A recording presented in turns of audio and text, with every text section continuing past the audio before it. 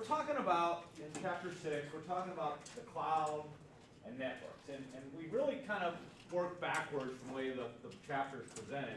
And we started talking about, networking basics, the components of networks. And let's go through a couple pieces of terminology we learned. First of all, what is embedded in your computer so that it can interface with the network? What do we call those devices?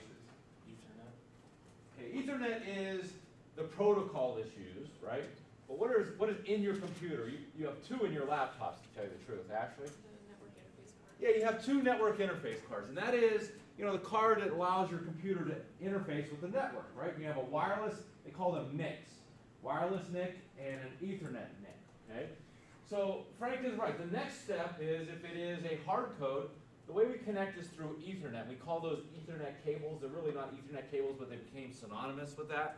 And that connects to what? So the Ethernet cable, you connect it to your port, your Ethernet port in your device, connected to the port in the wall. And where is that connecting behind the scenes to some closet somewhere? What do we call that device?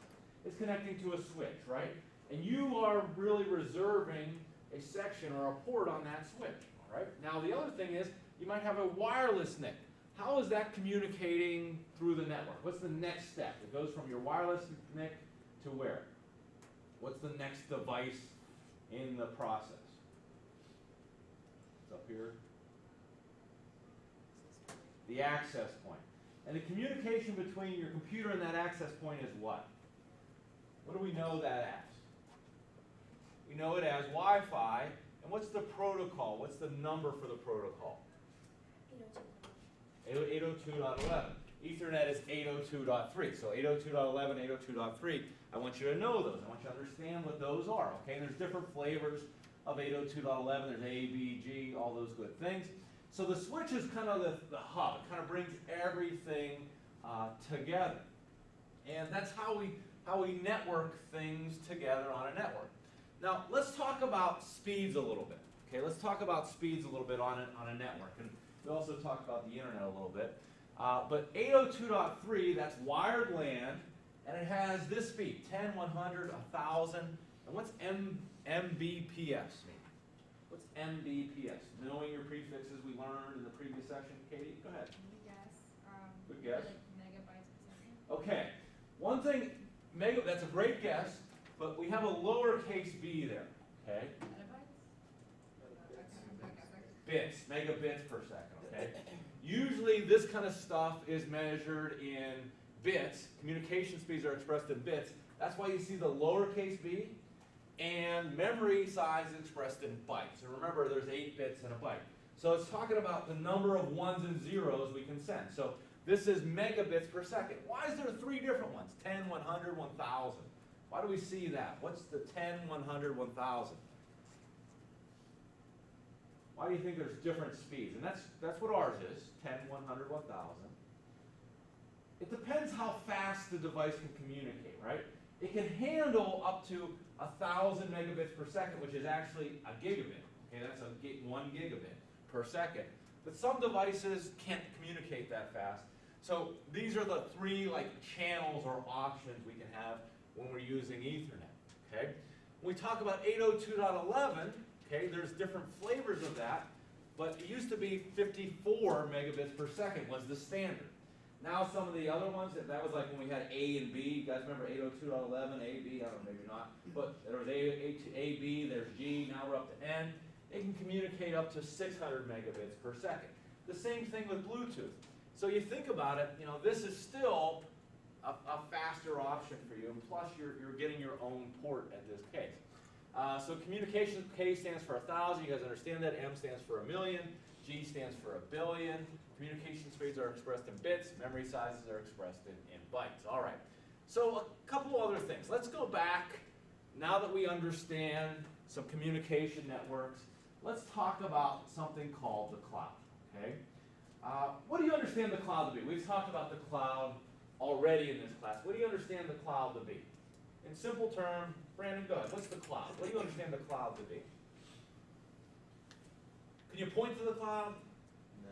Is it one place? Can you say, there's the cloud? It's in New Hampshire. No, you can't. So what is the cloud? What do you understand it to be? Sharing data space that everyone can use. Okay, so the cloud is kind of part of the internet, right? It is part of the internet, and basically it's saying, you know, we call it a cloud because clouds are hard to track. They're not one place. They're hard to touch. They're hard to feel. We know they're there. Okay, we call it the cloud, but the cloud is basically the internet. So when we store things in the cloud, okay, the cloud is really elastic leasing of pooled computing resources over the internet. So if we are using, for example, Google Drive, okay, which you guys use in this class, right? We store documents. You're storing documents in the cloud. Can you tell me where that document is physically stored? Do you know where it's stored? Is it stored on your computer? No, we know it's not there. Is it stored up in the closet in SCOTUS Hall? No. But we don't know. It could be stored in Germany or Northern Virginia or Utah or California or Kuala Lumpur. We don't know, right? So it's stored in the cloud, and what's nice about that is I don't have to care. Do you say like, well, geez, I only have this much space? No, it's pooled resources. Google controls, you know, petabytes, more than petabytes, probably exabytes worth of pooled resources, and allows you to use them. And we don't know where that is, okay? They have what's called server farms all over the world where this is stored. So you may be storing a file in Northern Virginia, you may be storing a file in Illinois, you're not sure, and you don't care, okay? You don't care. So that it goes for things like storage, but it also goes for like computing power.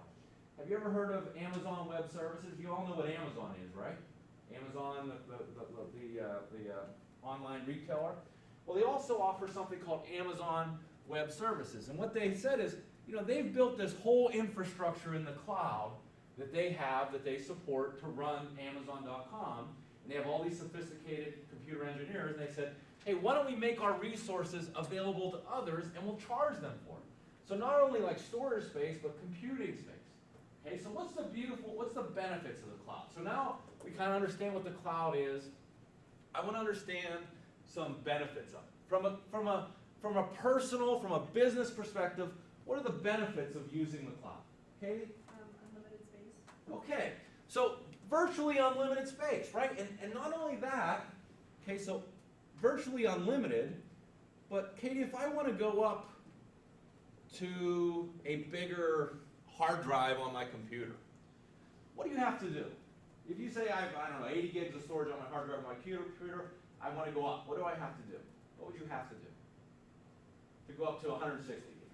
Should you get a new hard drive? Yeah, you'd have to get a new hard drive, right? You have to physically switch out the hardware and put new hardware in, right? Or buy a new computer, yes?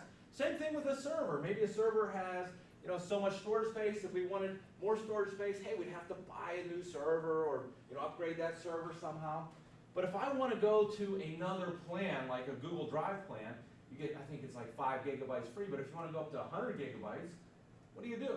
All you say is, hey, I'm willing to pay for 100 gigabytes, and you go right up. So it's virtually unlimited, but it's also what we call, and this is a good business term, it's very scalable, okay? Scalable means the ability to adjust capacity up or down on the fly, right? It's scalable. It can go from, you know, very small to very big, right? And what's nice about that is, you know, if I have a website and I usually only get like, I don't know, 10 visitors a day, but maybe some big announcement came out about our company and it's going to blow up, right? All of a sudden we're going to get tens of thousands a day.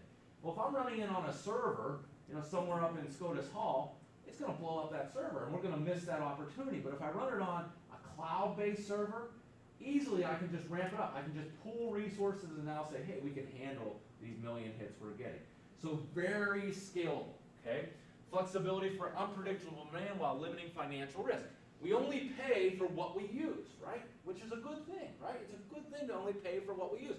If we want to build a big server that handles 1 million hits a day, fantastic, but if we're only utilizing 500 hits a day, or, you know, that's a lot of wasted effort. So we only pay for what we use.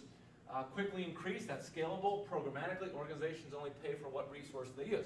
What are some other benefits of the cloud to businesses? Katie? You can access it from anywhere. Okay, so good, very good. Because it's on the internet, okay, we have a couple things.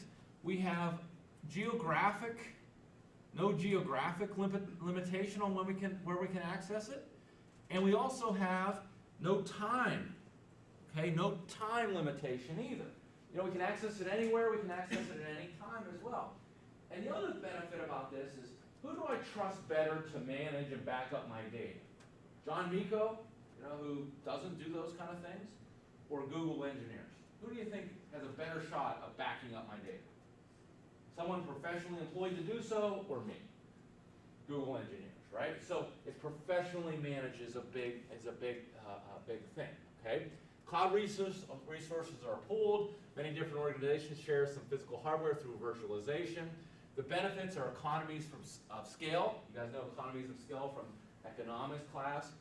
Average cost of production decreases as size operations increases. Major cloud vendors operate enormous web farms. And these web farms, when we hear web farms, what it basically is, there are these warehouses with these stacks and stacks of servers. And in truth, in some of the Western areas, they actually put like servers inside of, what do you call the thing on the back of trucks? The trailers, right? You guys know what the trailers are? And if they need more computing power, they back in a trailer, and the trailer like plugs in, basically. It's like you adding another USB drive to your computer. They back in a trailer that kind of hooks into this server farm, okay? So it's unbelievable the kind of things we're talking about. This is the Apple data center in Maiden, North Carolina.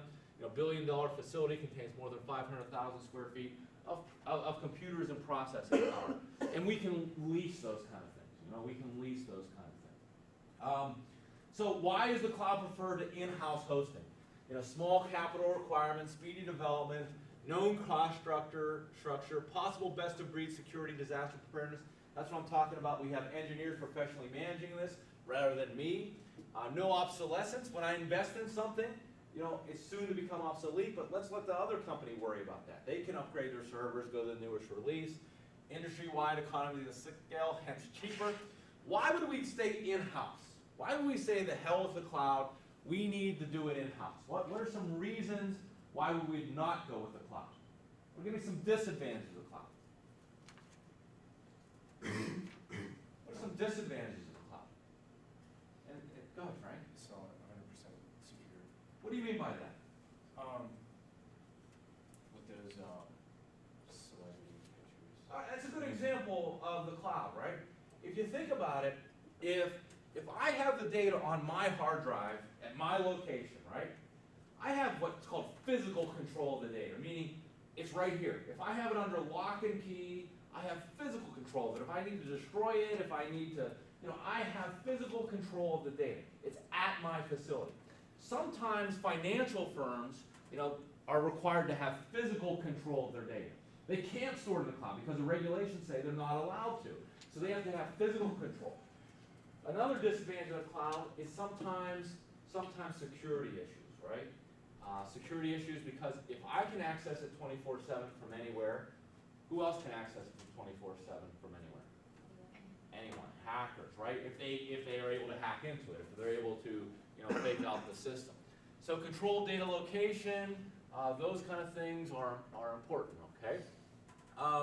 Why now? It's been around really since the 1960s. What we're seeing a lot of, okay, remember Moore's Law, very cheap storage, very cheap data processing power, but also this thing called virtualization, which we studied in chapter 3. Remember virtualization?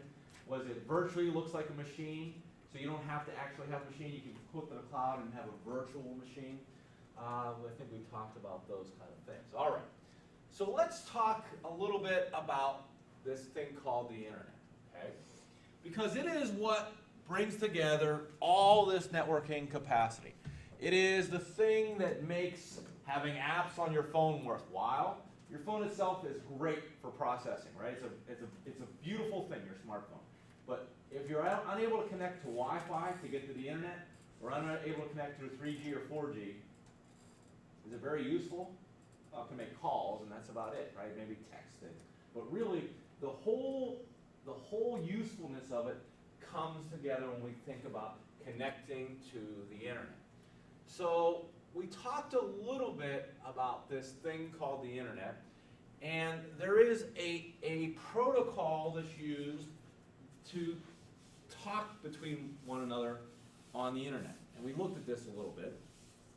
It's called TCP/IP. Okay, is the internet protocol that's used. Transmission Control Protocol, Internet Protocol.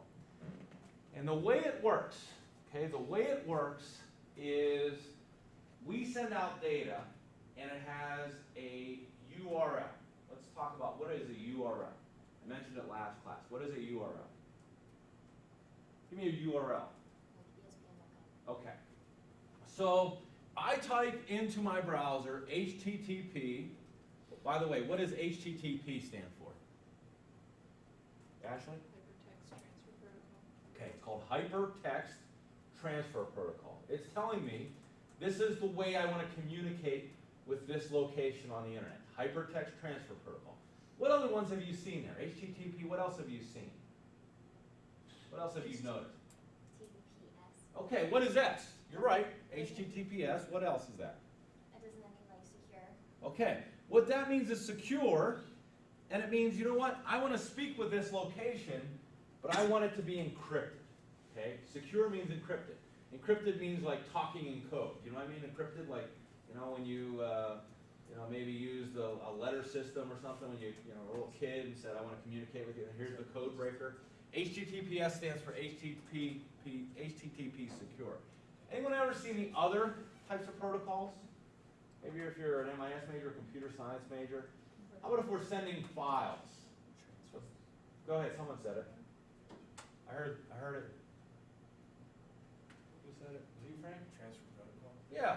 Did you ever see FTP? What's that stand for, Frank? You know? It calls for file transfer protocol. Okay, we can send files on the internet. All right. So let's look at the next steps. So you said, what did you say, ESPN.com? Yeah. So www.espn.com. And let's say baseball. And let's say Pirates. Wait, I have a question. Okay, go ahead. What's the difference between a URL and an IP address? Okay, we're going to get there, okay? What this is doing, okay, so this is what we type in, our Uniform Resource Locator. When you think about it, that's what it's actually doing. It's locating a resource on the internet.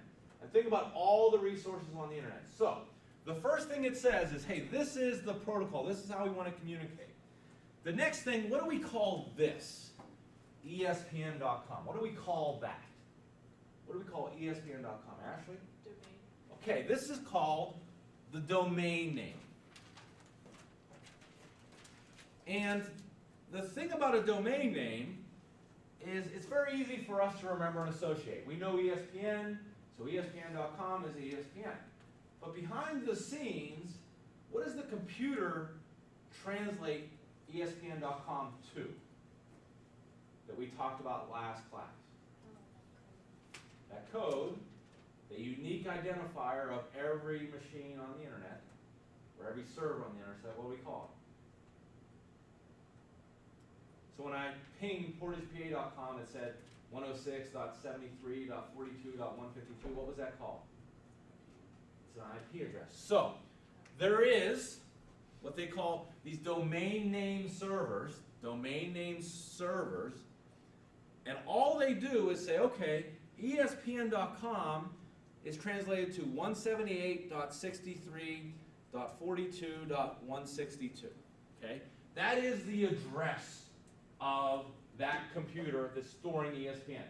Somehow we registered that domain and we said it points to 178.63.42.162. So think about how that works. Okay? Let me see if I can find this.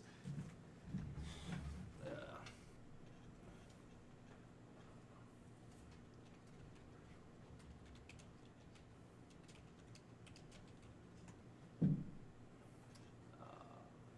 have had that up.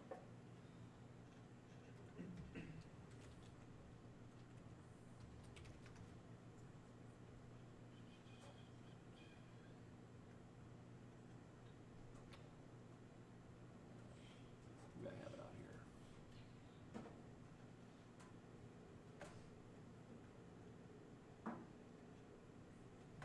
I don't have it here.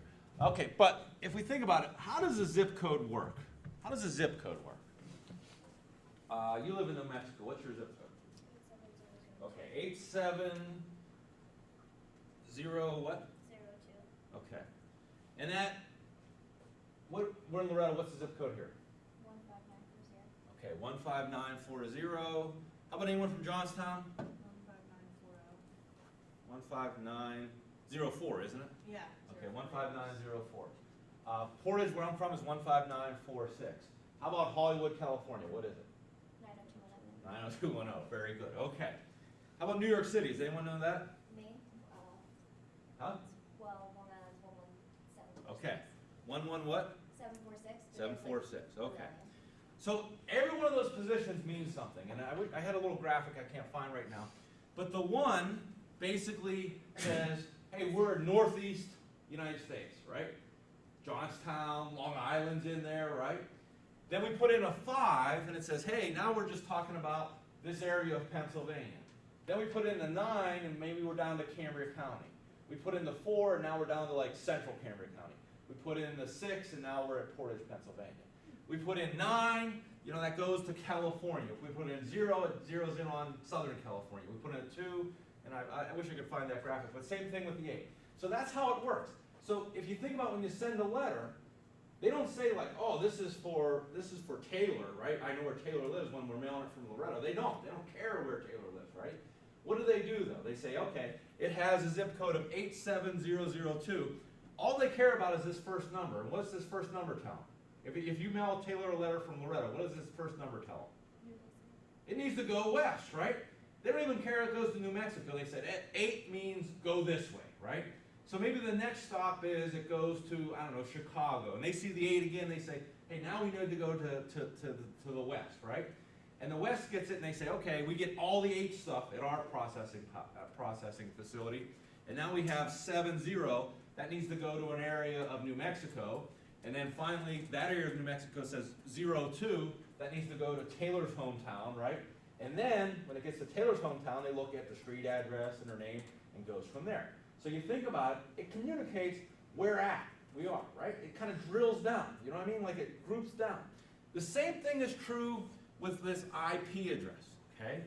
The IP address is telling us, okay, 178.63.42.162, it's saying, hey, 178 means go this way, you know, drill down this way. And then let that server over there worry about the 63.42.162. And then maybe the next one says, go to the 178.63, let that server worry about that. And finally, it gets resolved to a machine somewhere, okay? Through what's called these routers, okay? These domain name servers and these things called routers. So it physically, this IP address physically locates the machine, okay? And we're going to talk about the domain name system in a second. What is this? What is this part? The baseball I wrote. What's baseball? If I put this in my Windows Explorer, if I put the C drive / Miko / blah blah blah.html, what's the Miko part? If I wrote this in my Windows Explorer, C / Miko / test.htm. What is this part? We're on the C drive. It tells us, you think about the way your computer says, look at the C drive, the hard drive. What's Miko? Not the file. The folder, right? It's the folder. It says, go to this. So this gets us to a physical server. And it says, hey, now look in the baseball folder. Okay? You know, just like you'd look in a folder on your machine. Here's the folder I want you to look in. Baseball folder. And then finally it says, pirates.html. What is that? That's the actual file name. And it's an HTML file name. And it finds that, comes back through your browser, and your browser turns it into what you see. Does that make sense? So when you type in a URL, here's what's happening. You're communicating to the internet through your browser saying, I want to use a hypertext transfer protocol. I want to go to this machine. Go resolve it, go find this machine, just like happens with mail that's sent through the network, but a hell of a lot faster, right? It says find this machine, look in this folder, and bring back this file. That's why it's called a uniform resource locator. It's locating that resource. Does that make sense? Now the domain name system is not needed. You know, the domain name, the ESPN.com, is not needed. The computers don't need it. Who does need it? Who does need it? Who does need it? We do, right? Because we don't think 192.68.43.110. We think, hey, I want to go to francis.edu. I want to go to espn.com. I want to go to whatever. Now, let's talk a little bit about the domain name system. A domain name is made up of two parts. So we have, let's just go to espn.com. And I want to focus on this part. This is called the top level domain. Okay, this is called the top level of the domain. The .com. The .com part, right. What else have you seen there? What else have you seen there besides .com? Give me another top level domain name you've seen. Okay, .org, what is that usually for? What kind of ones is that for, Katie? When you see .org, it's usually such what kind of organization? Like a non-profit typically, right? What else have you seen? Com kind of means commercial. What else have you seen? .net. Those were usually reserved for like internet service providers, like maybe like Comcast and Verizon, like ISPs, okay? What other ones have you seen? Yes? .gov. .gov. Makes sense. What is that, Ms. Feeney? Government, right? What else have we seen? Reserved for education. Ian, how about your military one? What's your military one? Mill, yeah. .mil, have you seen .mil? Okay. What these are, they're called generic top-level domain names, GTLDs. They're called generic top-level domain names. And they're used to specify like the type of domain we're talking about here, okay? There's another type called a country code top-level domain name. And these are 2 letters. So, come on, give me one. Okay, for Bulgaria. .bg for Bulgaria. Rodrigo, give me one. What? MX for? Okay. What else have you guys seen? What other ones have you seen? FR is France. What else?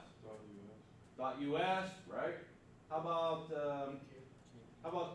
Canada? We have any Canadians here? .ca. How about United Kingdom? .uk. Have you guys seen these kind?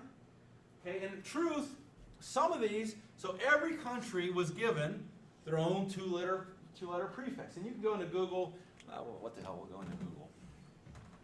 And this is used on the internet, so list of country code TLDs. So here they are. Let's see if we can find a list.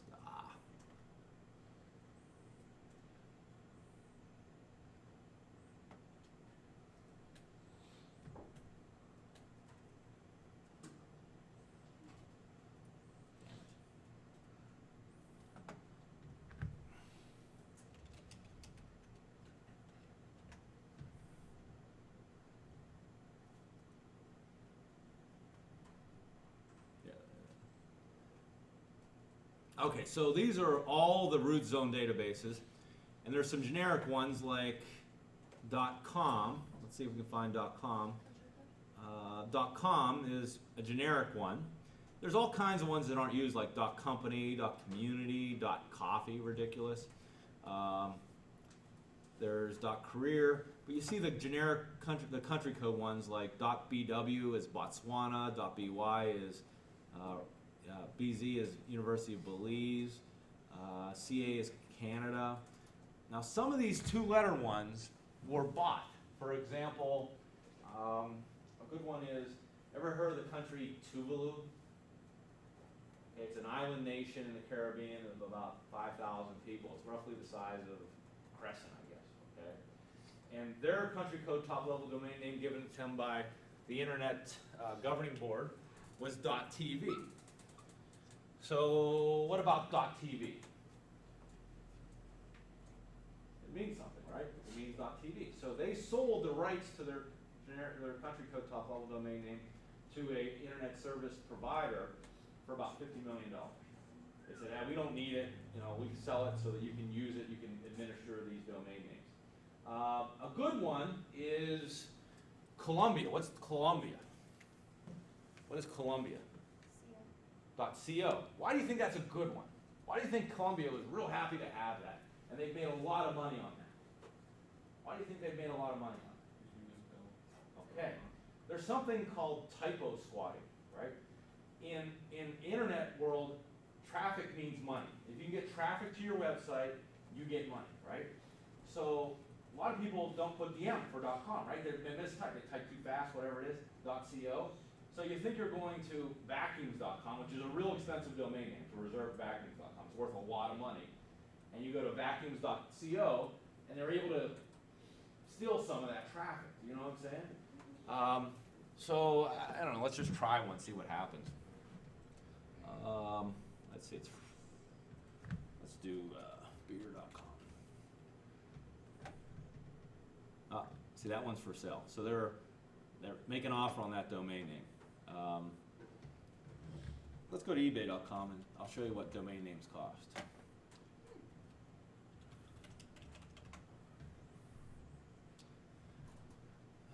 Best match. Let's sort by price. Okay. So ussecrets.com is going for $21 million or best offer. USApizza.com is $21 million or best offer. Let's see price. SBC Link, $21 million. I don't really care for those, I guess. Looks like they're all $21 million.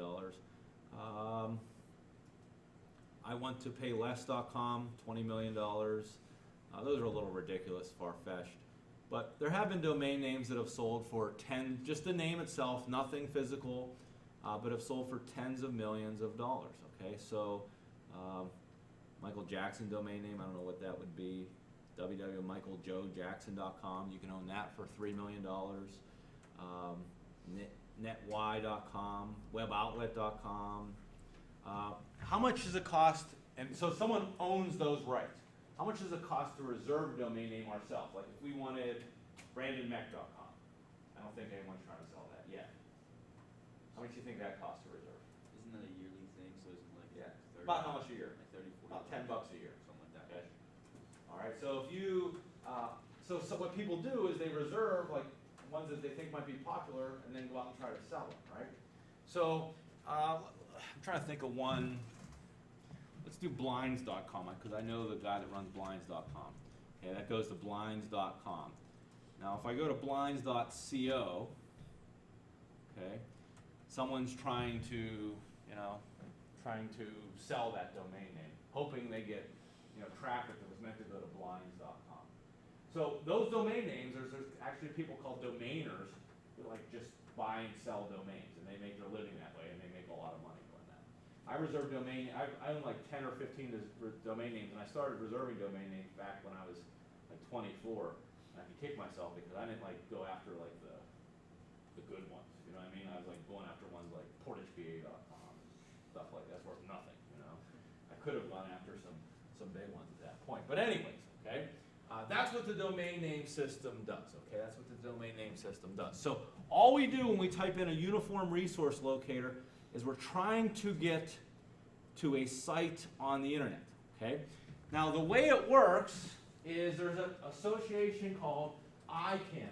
It's the International Corporation for Assigned Names and Numbers. And one of the subcomponents of that organization is IANA, which we saw, Internet Assigned Names and Name Association, which is a subset of that, and they're the ones that control that address. They're not associated with like a government. They're like a multinational, like, not associated with one government because this internet thing isn't associated with one. But the public IP address identifies a particular device on the public internet.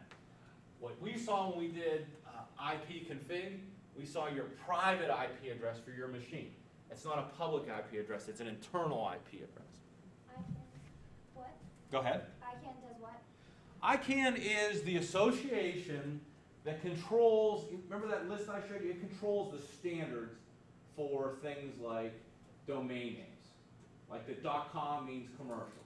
Like the .uk means United Kingdom. Okay? Yeah, thanks. They are like the governing body, if you will, of those kinds of things. Okay? Don't need to go into Uniform Resource Locator we talked about. We talked about IP version 4. Now we kind of ran out of these. Okay? We kind of ran out of IP addresses, because there's only so many of them, and there's so many things connected to the internet now. So IP version 4, which we have 4 sections, they all go from 0 to 255, is no longer the standard. Now it's IP version 6, which gave us millions and millions and millions of more addresses.